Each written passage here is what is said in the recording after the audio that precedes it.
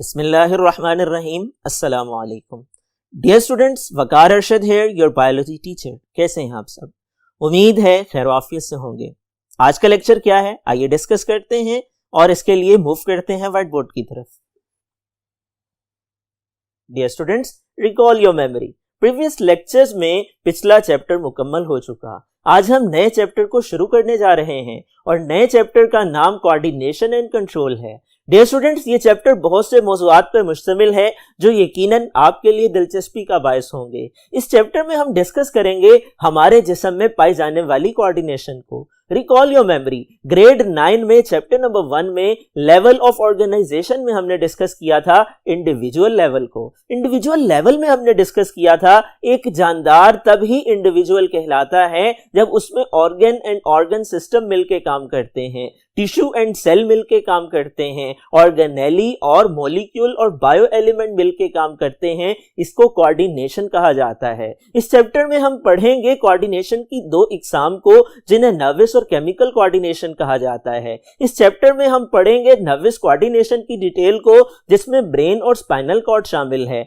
इस चैप्टर में हम पढ़ेंगे केमिकल कोऑर्डिनेशन की डिटेल को जिसमें मुख्तलिफ ग्लैंड्स शामिल हैं। इस चैप्टर में हम नर्वस सिस्टम के डिसऑर्डर्स को डिस्कस करेंगे। इस चैप्टर के अंदर हम डिस्कस करेंगे मुख्तलिफ रिसेप्टर की एग्जांपल्स को। मिसाल के तौर पे आंख के बारे में, कान के बारे में और दिमाग के बारे में हम पढ़ेंगे। डियर स्टूडेंट्स, आइए शुरू करते हैं इंट्रोडक्शन के साथ। कोऑर्डिनेशन। कोऑर्डिनेशन के बारे में मुख्तसर सवाल अगर पूछ लिया जाए, आप इसका जवाब यूं दे सकते हैं, it develops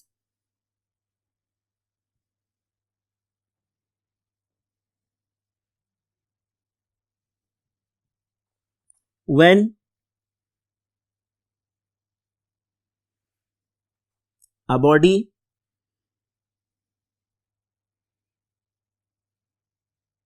works as one unit and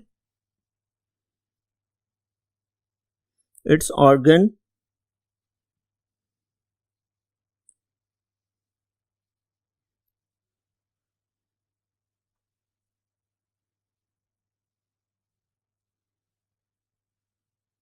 works in harmony।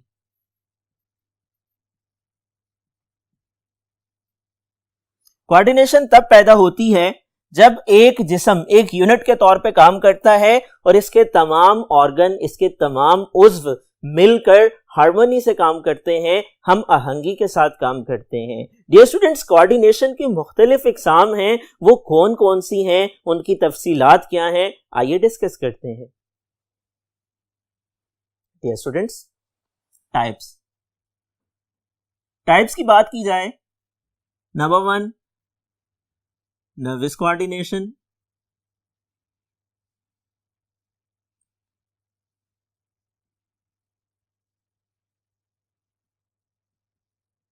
और नंबर 2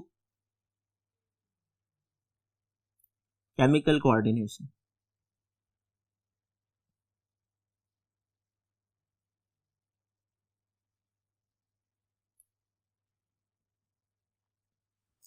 डियर स्टूडेंट्स, कोऑर्डिनेशन की ये जो दो इकसाम हैं, इनकी तफसीलात हमारे आने वाले लेक्चर्स में हमारा मौजू होंगी। यहां ये समझ लीजिए, नर्वस कोऑर्डिनेशन के लिए नर्वस सिस्टम मौजूद होता है, केमिकल कोऑर्डिनेशन के लिए एंडोक्राइन सिस्टम मौजूद होता है। आइए अब हम डिस्कस करते हैं कोऑर्डिनेटेड एक्शन को। कोऑर्डिनेटेड एक्शन की बात की जाए, इसके डिफरेंट कंपोनेंट्स हैं, वो क्या हैं, आइए एक एक करके देख लेते हैं। नंबर 1 स्टिमुलस, इसको स्टिमुलाई भी कहा जाता है। नंबर 2 रिसेप्टर,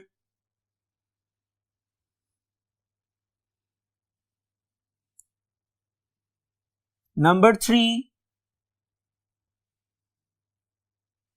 कोऑर्डिनेटर,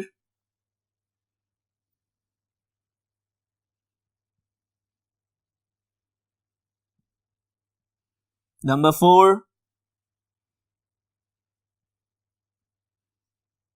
affected, और number 5 response.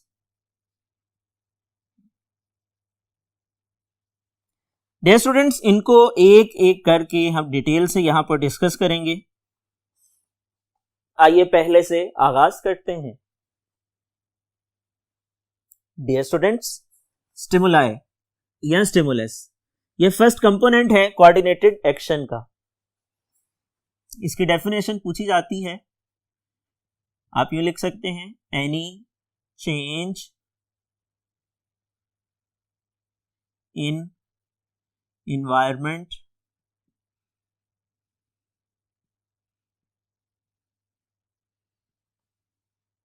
that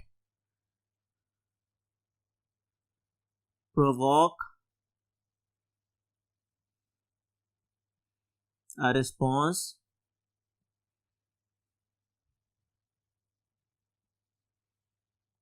in a living organism।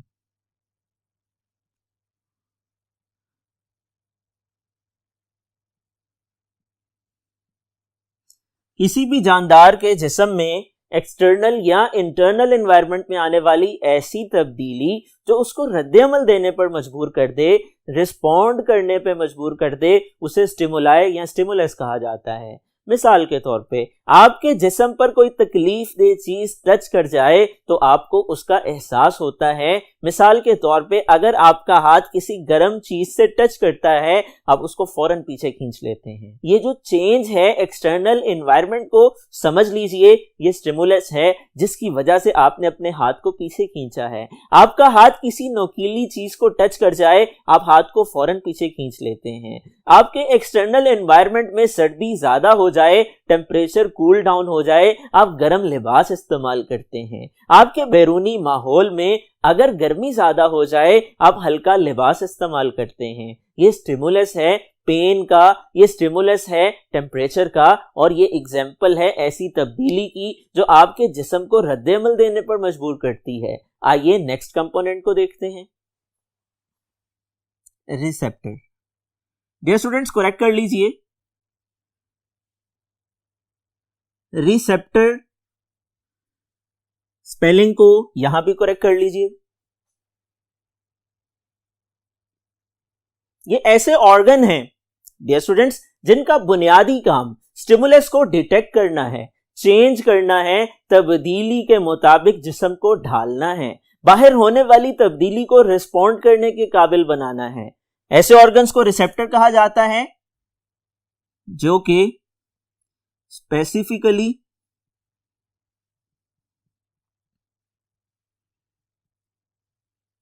Build होते हैं, बने होते हैं ताकि डिटेक्ट कर सकें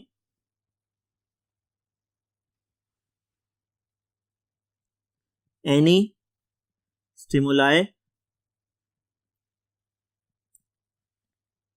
जो इंटरनल या एक्सटर्नल एनवायरनमेंट में मौजूद होता है।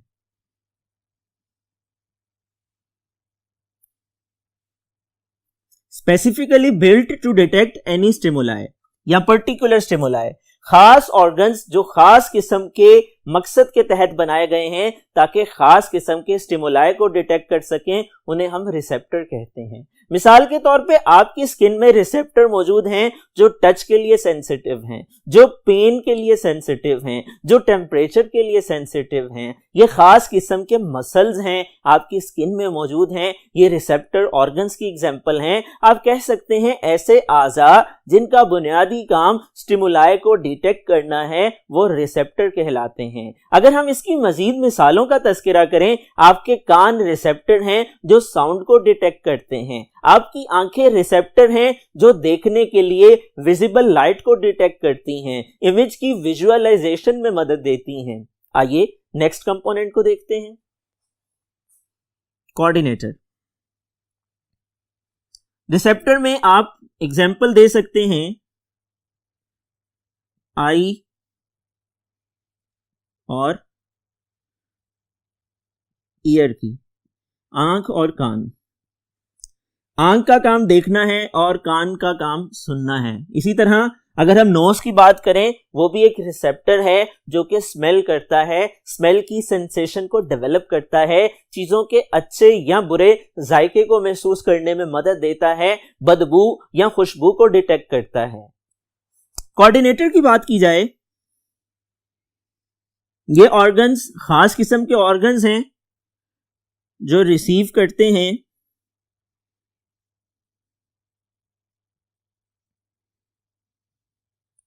पर्टिकुलर स्टिमुलाई को,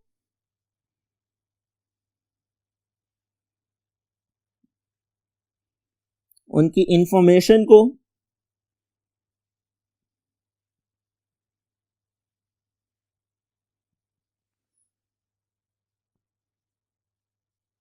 और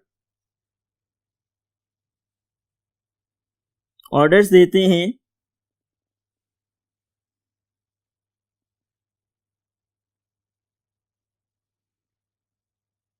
टू परफॉर्म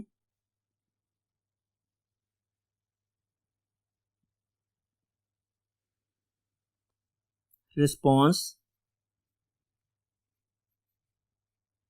एक्शन। यानी ये खास किस्म के ऑर्गन्स हैं जो स्टिमुलस की इंफॉर्मेशन को रिसीव करते हैं और ऑर्डर्स देते हैं रिस्पॉन्स एक्शन की परफॉर्मेंस के लिए। इसके एग्जाम्पल की बात की जाए, आपके जिस्म में पाया जाने वाला दिमाग और स्पाइनल कॉर्ड इसकी मिसालें हैं। ये दोनों खास किस्म के ऑर्गन्स हैं कि जो इंफॉर्मेशन को लेते हैं, स्टिमुलाई की इंफॉर्मेशन को रिसीव करने के बाद उसको रीड करते हैं, डीकोड करते हैं, अंडरस्टैंड करते हैं, उसके मुताबिक खास ऑर्गन्स को ऑर्डर्स देते हैं ताकि वो इसका रिस्पॉन्स कर सकें, इसका रद्द-ए-अमल दे सकें, इसका जवाब दे सकें। और ब्रेन और स्पाइनल कॉर्ड के साथ साथ अगर केमिकल कोऑर्डिनेशन की बात की जाए, केमिकल कोऑर्डिनेशन में एंडोक्राइन सिस्टम में ग्लैंड्स कोऑर्डिनेटर का काम करते हैं। आइए फर्दर कंपोनेंट्स को देखते हैं। Dear students, next component is effector. These are the organs that perform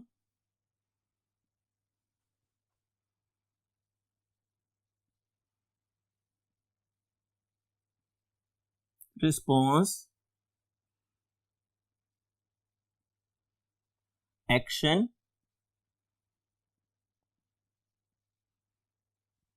ये वो ऑर्गन्स हैं जो रिस्पॉन्स एक्शन को परफॉर्म करते हैं on receiving particular orders from coordinator in response to particular stimuli. यानी जब खास किस्म के स्टिमुलस की इंफॉर्मेशन कोऑर्डिनेटर के पास जाती है, कोऑर्डिनेशन उस इंफॉर्मेशन के मुताबिक ऑर्डर्स देता है, उन ऑर्डर्स के मुताबिक जो ऑर्गन्स रिस्पॉन्स करते हैं उन्हें हम अफेक्टर का नाम देते हैं। अगर हम नर्वस कोऑर्डिनेशन की बात करें, नर्वस कोऑर्डिनेशन में ब्रेन और स्पाइनल कॉर्ड खास ऑर्गन्स को ऑर्डर्स देते हैं और वो रिस्पॉन्स शो करते हैं। उन ऑर्गन्स को अफेक्टर कहा जाता है जो इंफॉर्मेशन को रिसीव करने के बाद खास किस्म के रिस्पॉन्स में मदद देते हैं। वो मसल्स हो सकते हैं, वो टिश्यूज हो सकते हैं। रिस्पॉन्स क्या है? Action perform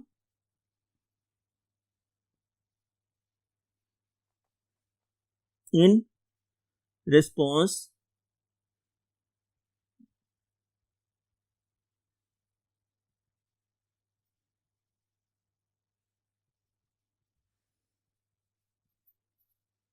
to a particular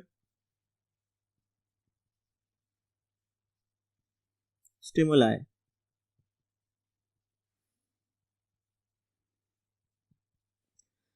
ऐसा अमल जो कि खास स्टिमुलाई के जवाब में सरअंजाम दिया जाता है उसको रिस्पॉन्स कहा जाता है, रद्द अमल कहा जाता है। मिसाल के तौर पे आपके हाथ पे किसी नोकीली चीज का छू जाना और उसके जवाब में आपके बाजुओं के मसल्स का हरकत में आना और हाथ का पीछे की तरफ खिंच जाना, ये रिस्पॉन्स है, ये उसकी मिसाल है, रद्द अमल जिसे कहा जाता है। डियर स्टूडेंट्स, कोऑर्डिनेशन की मिसाल की बात की जाए, हम मिसाल अगर कंसीडर करें क्रिकेट की, तो क्रिकेट मैच के दौरान एक फील्डिंग करने वाला खिलाड़ी जब कैच पकड़ने के लिए बॉल के पीछे भागता है, सैंकड़ों मसल्स की मूवमेंट उसमें हेल्प करती है। सैंकड़ों मसल्स ऐसे होते हैं जो कॉन्ट्रैक्ट और रिलैक्स करते हैं। जब वो तेजी से भागता है, उसके दिल की धड़कन तेज हो जाती है, उसकी सांस की रफ्तार तेज हो जाती है और रेस्पिरेशन का अमल तेज हो जाता है। ज्यादा एनर्जी की जरूरत को पूरा करने के लिए सांस तेजी से चलता है, ज्यादा से ज्यादा ऑक्सीजन को सप्लाई करने के लिए दिल की धड़कन तेज हो जाती है और ज्यादा से ज्यादा एटीपी एनर्जी प्रोड्यूस होती है। नतीजे के तौर पर जिस्म में टेम्परेचर बढ़ जाता है। टेम्परेचर को नॉर्मलाइज करने के लिए स्वेट ग्लैंड्स हरकत में आते हैं, पसीना आता है, जिस्म को कूल डाउन करता है। ये तमाम ऑर्गन एंड ऑर्गन सिस्टम मिलके काम करते हैं। रेस्पिरेटरी सिस्टम इन्वॉल्व होता है, सर्कुलेटरी सिस्टम इन्वॉल्व होता है, मस्कुलर या स्केलेटल सिस्टम इन्वॉल्व होता है।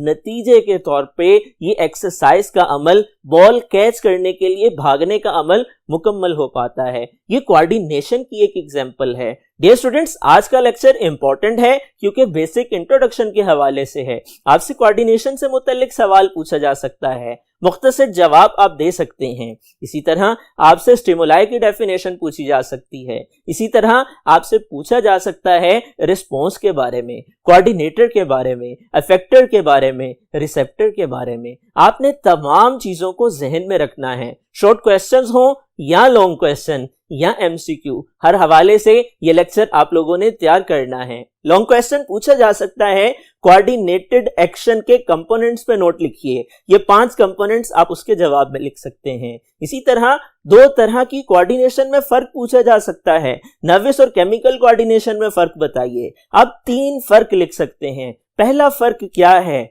नर्वस कोऑर्डिनेशन में ब्रेन और स्पाइनल कार्ड कोऑर्डिनेटर हैं, केमिकल कोऑर्डिनेशन में एंडोक्राइन ग्लैंड्स कोऑर्डिनेटर हैं। नर्वस कोऑर्डिनेशन के अंदर न्यूरॉन्स और नर्व टिश्यूज इन्वॉल्व हैं, जबकि केमिकल कोऑर्डिनेशन में हार्मोन्स इन्वॉल्व हैं। नर्वस कोऑर्डिनेशन नर्व्स के जरिए होती है और केमिकल कोऑर्डिनेशन में जो हार्मोन सिक्रीट होते हैं वो ब्लड को इस्तेमाल करते हैं। डियर स्टूडेंट्स, ये आज का लेक्चर था। मुझे उम्मीद है ये लेक्चर आप लोगों ने अंडरस्टैंड कर लिया होगा। अंडरस्टैंड करने के बाद आपने इसको याद करना है, नोट डाउन करना है। डियर स्टूडेंट्स, अगले लेक्चर तक के लिए अपना ख्याल रखिएगा। अल्लाह हाफिज।